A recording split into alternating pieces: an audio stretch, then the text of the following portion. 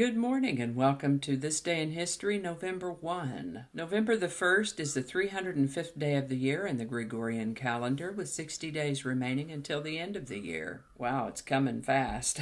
So yesterday was All Hallows Eve, better known to us as Halloween, but the eve of All Hallows Day, or All Saints' Day, which is today.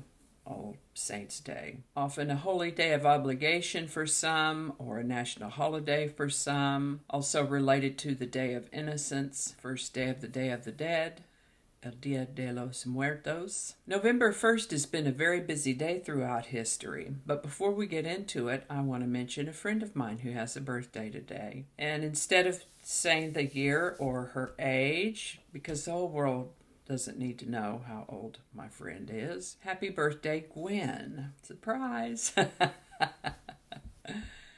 Now let's see what else has happened throughout history on your birthday, Gwen. And we're going to start with 1512, when the ceiling of the Sistine Chapel, painted by Michelangelo, was exhibited to the public for the first time. In 1520, the Strait of Magellan, the passage immediately south of the mainland of South America, connecting the Pacific and Atlantic Oceans, was first discovered and navigated by the European explorer Ferdinand Magellan during the first recorded circumnavigation voyage.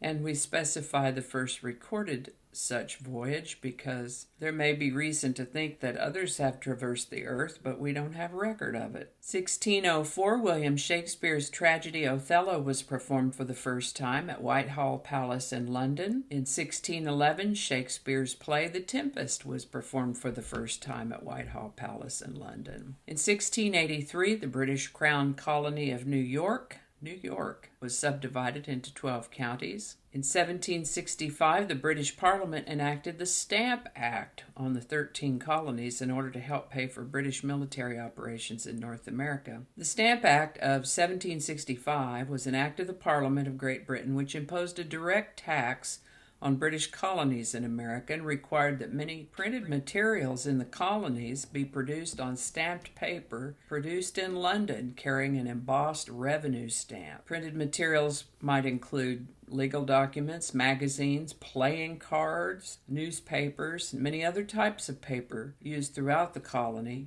and it had to be paid for in British currency, not in colonial paper money. The stated purpose of this tax was to pay for British military troops stationed in the American colonies after the French and Indian War. Although the colonists had never feared a French invasion to begin with, and they insisted they had already paid their share of war expenses, I suspect that it may just have been a way to generate revenue for Great Britain. The colonists felt that any British troops stationed in America ought to be paid for by London, and London thought that they ought to be paid for by the colonists. Needless to say, the Stamp Act was very unpopular among the colonists. A majority considered it a violation of their rights as Englishmen to be taxed without their consent, and their slogan came to be "No taxation without representation." How very American.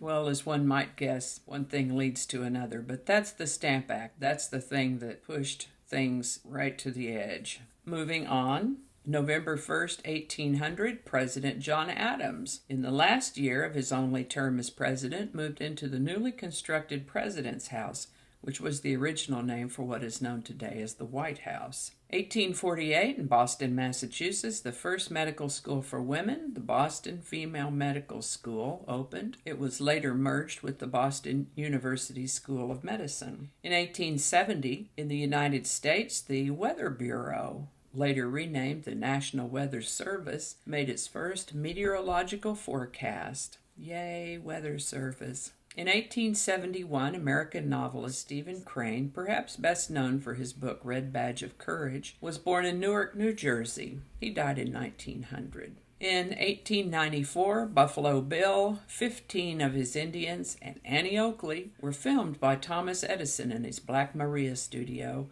in West Orange, New Jersey. In 1896, a picture showing the bare breasts of a woman appeared in the National Geographic magazine for the first time. In 1911, the first bomb dropped from an aircraft. Before this, bombs had been dropped using unmanned balloons, early drones, I guess.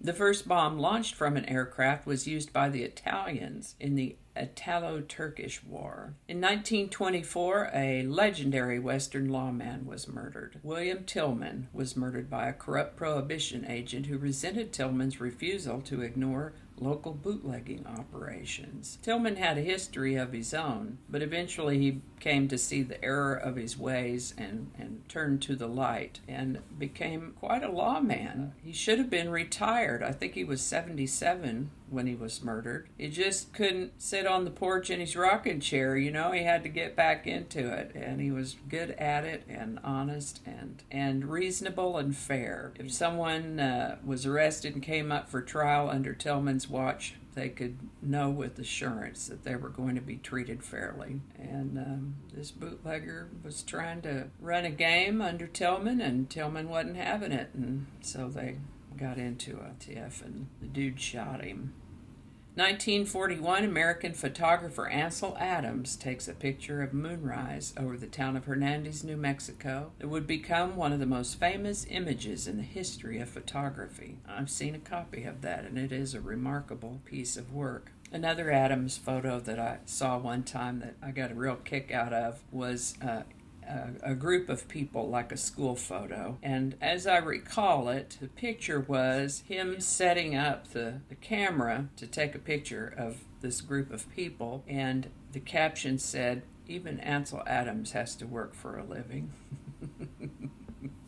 1946, the number one song on November 1st of 1946 was called "Rumors Are Flying" by Frankie Carl and his orchestra. And there's a link to this in the show notes if anyone would like to listen to it. It's kind of a sweet romantic song, the number one song in America on November 1st of 1946.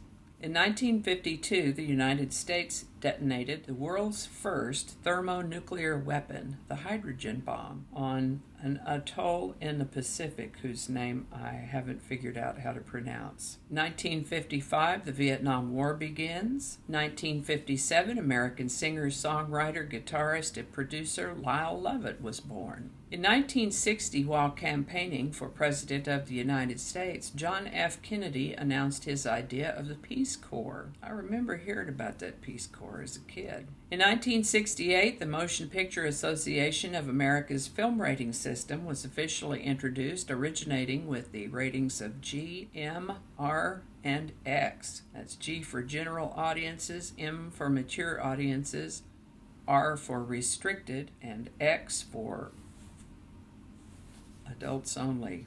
In 1982, Honda became the first Asian automobile company to produce cars in the United States with the opening of its factory in Marysville, Ohio. A Honda Accord was the first car produced there. And I must say that my first Honda was, I believe, 1992 model, an Accord, 2-door, 5-speed, and it was made in Marysville. Acadia green it was, a very pretty car. Loved that car. Some years later, my next car was also an Accord, a white 4-door automatic, much less romantic but practical, and then a Pilot, and now I have an Accord hybrid. I get about 500 miles a tank on that hybrid.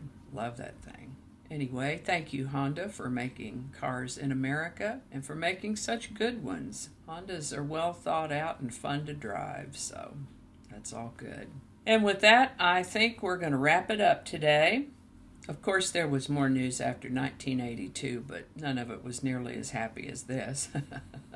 And I do like to wrap up on a cheerful note. I guess I will say also that there were, holy cow, about a zillion notable births and deaths that I didn't even mention, didn't even get close to today, but there certainly were a bunch of them, and you can take a look at them at the link in the show notes if you're interested in seeing who all was born and died on November 1st. Probably the best link for that is the one that says November 1. It gives a list of things that happened on the day, and then births, and then deaths, and then something about any special dates, holidays, and whatnot. In this note, it's the second to the last link. Anyway, thank you so much for watching. Give it a like if you enjoyed this video. Consider subscribing if you haven't already, and feel free to share. Thanks again, and I'll see you next time. Blah, blah, blah, coffee mug.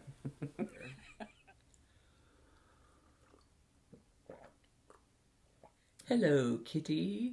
Maybe I'd better start over. Let's give this a try and see how it does. Some kind of bird flying around up in my tree up there. All right, let's try this again. Oh, doggone it. I forgot to bring my skull. Who knows what evil lurks in the hearts of men? She's not a man. Thank you for reminding me. Is that right?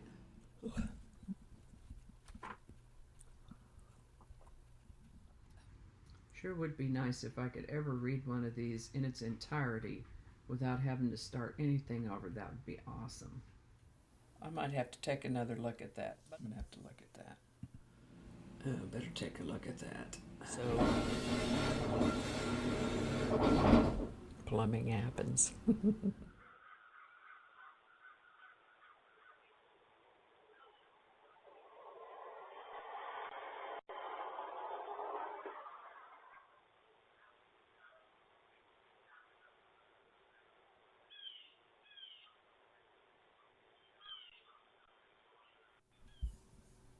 This is why I don't do live shows.